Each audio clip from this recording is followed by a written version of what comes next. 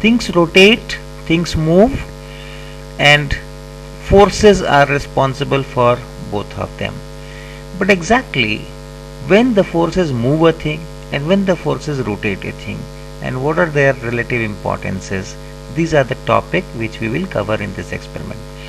This plastic pipe that you see here in my hand, we have three pieces of plastic pipes, and they are joined together to form this structure which is in the shape of the English letter T. You can use it for various purposes, but today's use is for study of rotation. So this structure can be rotated in different fashions. The parts of it are there, and what I am doing, I am holding it with 2 fingers and thumb on one side and 2 fingers and thumb on the other side, and trying to keep this longer pipe in horizontal position. It can rotate up, it can rotate down, and I can do that with my fingers, and earth is also doing something, and that is why the force from fingers is required. Now this whole tube, its weight acts at the middle point. The earth is pulling it down, and this pulling force by the earth rotates it in the downward direction.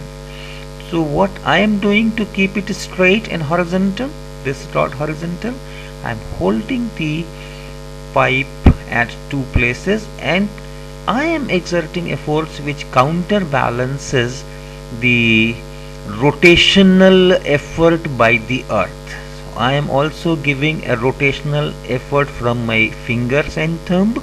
Earth is giving the rotational effort, and these are balanced, then it remains in the horizontal position.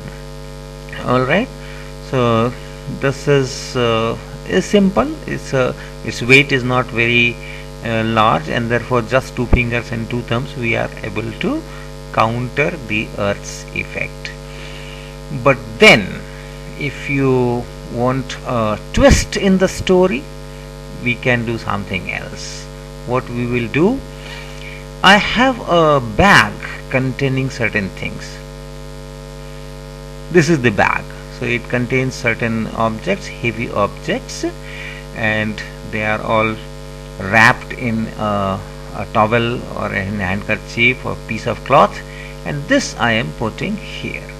And now I will see whether I have to put more effort or less effort. So my friend Amit ji is here, and I'll ask him to hold the pipe in the same fashion, fingers and thumbs, and then lift this bag and keep that rod straight. 2 fingers, not 3, Amit ji, not 3, 2 fingers, yeah. Okay, he's not able to do it, so let me put this bag closer to that junction, and now he can lift it and keep this rod straight, this particular rod straight.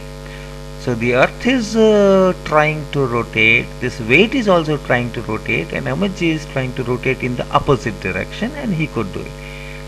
Now the bag is at a larger distance from that joint, from that junction, and now see he is not able to lift.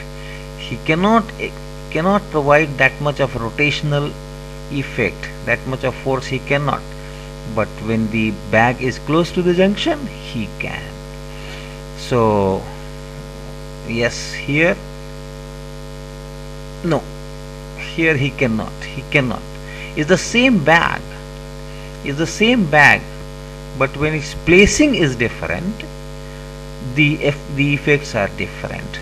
The bag is because of the weight of the bag, there is additional rotational effect that is helping the earth, that is in the same way as that by the earth, but that effect depends on where this bag is kept.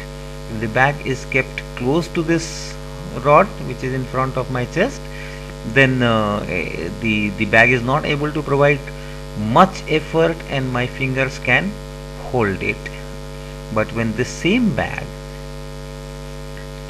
when the same bag is shifted, we will just shift.